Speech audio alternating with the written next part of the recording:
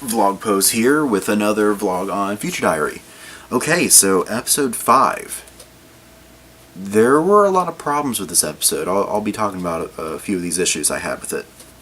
Okay, so starts off with kind of the recap of the previous episode, which I forgot to mention, where they're surrounded by all these hypnotized zombie people that were hypnotized by Twelfth.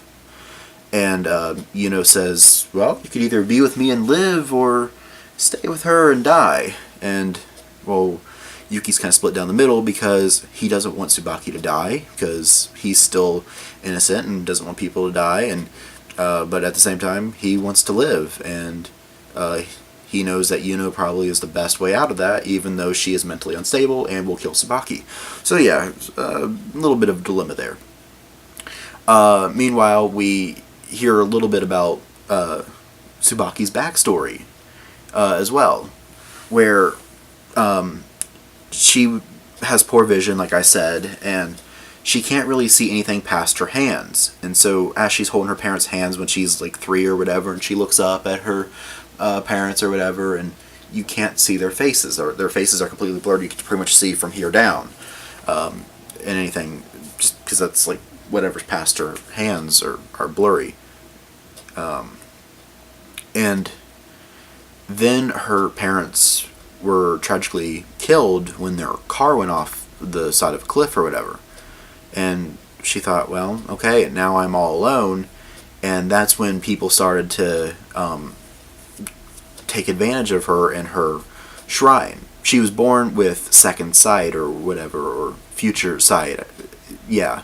So that's why she didn't really feel too bummed out about being born with poor vision, until, like I said, when her parents died, then people started taking advantage of her, and there were some very graphic scenes, and basically she lost her innocence in that scenario.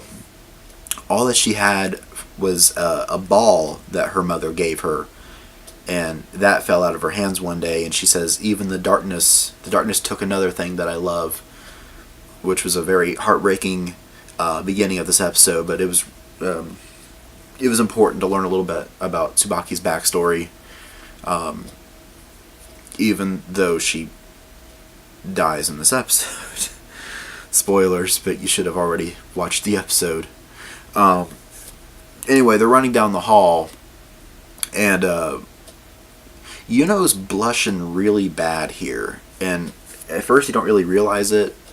Anyway, they're running down the hall, and the way that they make a turn around the corner so sharp or whatever that Tsubaki's face smacks into it, which just, I love the subtle details there. But they do mention something. I think you did that on purpose, but some shows would have just avoided that because they would have felt that was unnecessary. So I just love the little touches like that of just adding more to the character in just a minor thing, like making a corner too sharp, causing one character to smack their face on the wall. That sounds like something that I would do. I'm very clumsy like that. So anyway, they're on one of those outdoor bridge things that you see in a lot of traditional Japanese buildings, and fortunately by this point Tsubaki's followers are back to normal. Now down to 9th and 12th. Like I said, I couldn't remember if 12th revealed his number in this episode or the previous episode, so I apologize. So we learn a little bit more about 12th, and that he is basically a vigilante, seeking justice. And his diary, he's completely blind, and so he relies on hearing. Kind of like, so he's kind of the opposite of 6th, where even though she's got poor vision, she sees what her followers are seeing, and he hears the injustices out there that, through basically an MP3 player. And I really like, there was one moment where they were saying, there is litter behind the desk or whatever. What? And so then he grabs a little broom and dustpan. Harmony restored. So that was great. And oh, I forgot to mention his transformation sequence in the previous episode, where he springs up from his chair and he's like, transformation, and then he's got the whole like arm movements and everything, and then he's transformation gloves, transformation belt, and then he puts on the mask because he's got a rope around his mask, or it's like transformation mask, like that or whatever. It was that was one of the funniest. Twelfth is a great character. He was one of the funniest characters, just because he's so strange, and he's not a bad guy. He's just misunderstood. But one of the problems I had with this episode was Twelfth's motives. Because he captures Ninth to be lured into Sixth, and since he was already under Sixth watch. Oh yeah, that was the deal in the 4th episode, where Tsubaki was willing to hand over Ninth to Kurisu if Yuki watches over the night to make sure that Tsubaki doesn't try anything. Her dead end was going to be from Ninth. And that's why 12th interfered to save 6th by capturing 9th. But now that 12th captures 9th and is kind of working for 6th in some way, now he wants to set 9th free because of how corrupt 6th followers are. Man, I really wish my footage didn't get deleted because this is so confusing trying to backtrack. So yeah, because of that, and now that he is in 6th territory, he was willing to let 9th go free. Yeah.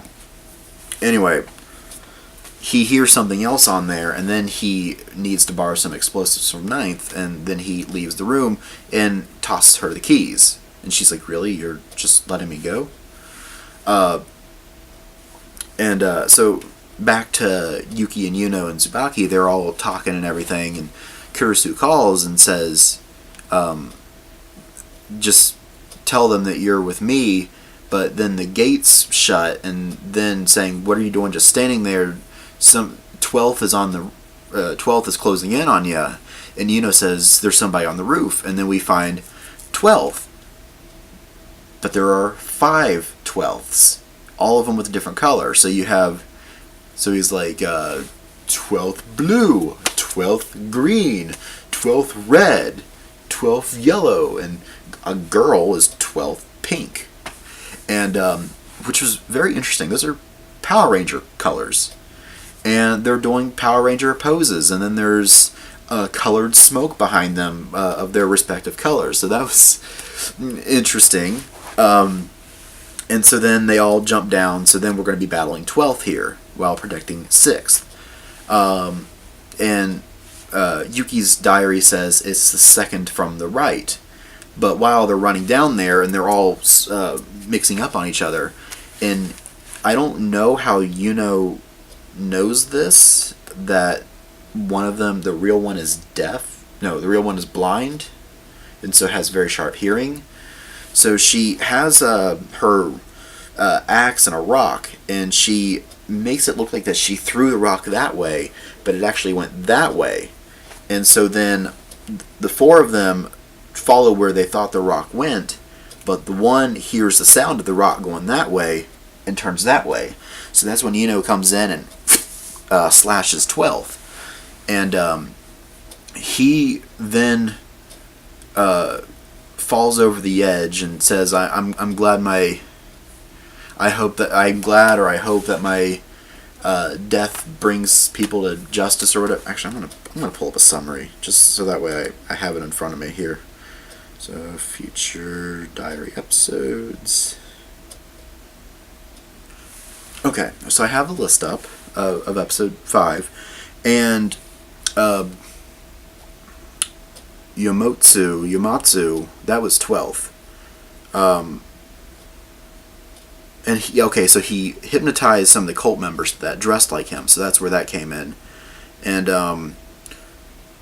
now after 12th is taken out of the equation, then Tsubaki turns to Yuki and Yuno and never intended them to leave alive, and so that's when they close the gate and have Yuno grabbed up by a couple of her cult followers. Tsubaki leans in and makes out with Yuki, and there was tongue involved, which you don't want to do that in front of Yuno, because she turns around and cuts up Tsubaki's followers, and then reaches in with the axe and chops off part of Tsubaki's arm, like about here or so. And so the arm flops on the ground. They have the sound and everything. You could see the bone inside. It was very graphic imagery there. And then that's when it was obvious that Yuno is overdoing it there, and I don't know, you could tell that she's maybe running a fever or something. She's just not herself. She's not feeling good. She pushes Yuki over the edge there, and he falls down, and then he runs and hides underneath the building there. And Tsubaki decides to hold Yuno hostage.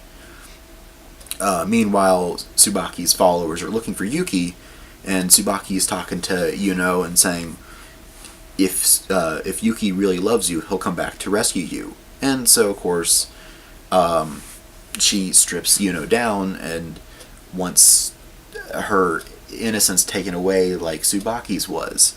And so there was a line of members that were there. Meanwhile, Yuki's hiding underneath, and he's got both his phone and Yuno's phone, and he's crying about how Yuno risked her life to save him, and he didn't do anything to repay because he's a wuss and everything. And then he's like, I need to rescue her. And he looks over. What's that? He manages to find that ball that Tsubaki lost, like I said at the beginning of the episode, the one that her mother gave her. So he grabs that, and then he starts running, which then, of course, that's when the Tsubaki's followers look. It's like, oh, look, there he is. And so he runs into where Yuno is and starts swinging away at the axe, which scares off all of the followers, and he's able to rescue Yuno just before anything happens. Now, Tsubaki's all bandaged up now because she's missing an arm, and Yuki is surrounded, and Tsubaki notices that, or knows that, because all of her followers are on him. So she says, there's no way out. Everything that all the eyes are on you right now. There's nothing you can do that I can't see.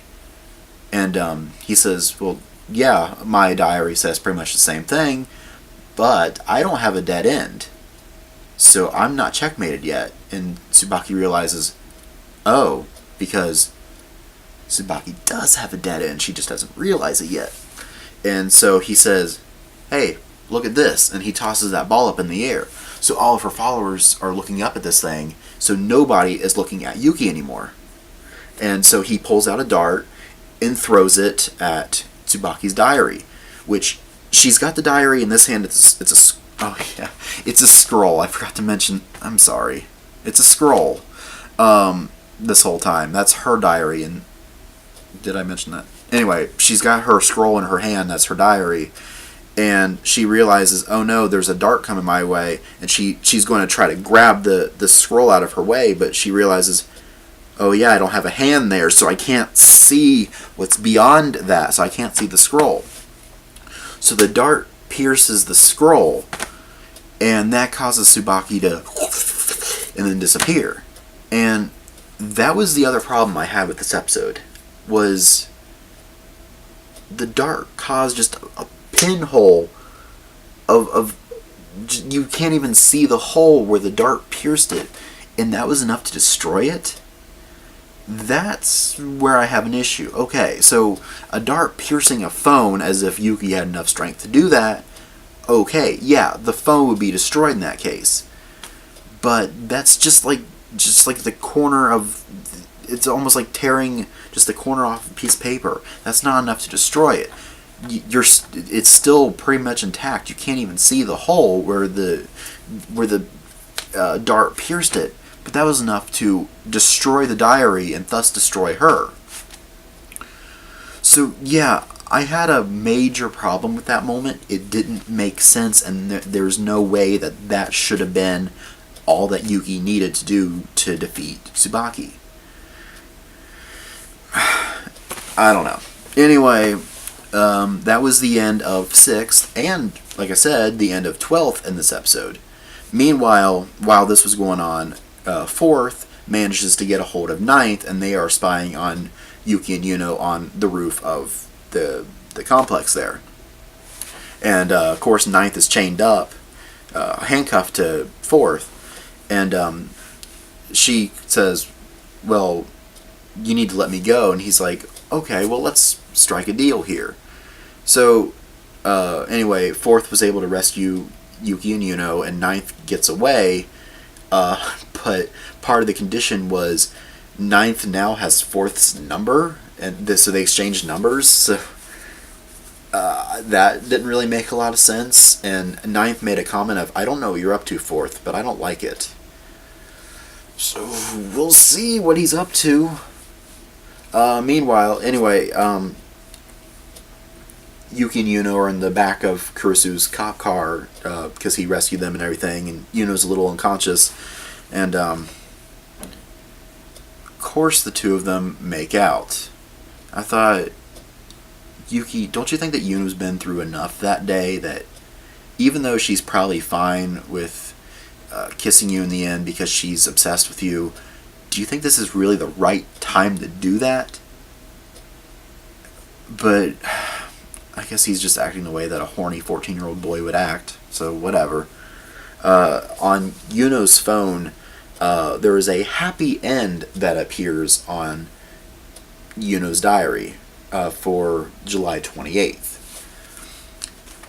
So I guess we are now 90 days away from July 28th, because that's how far they can see into the future, is this 90-day window.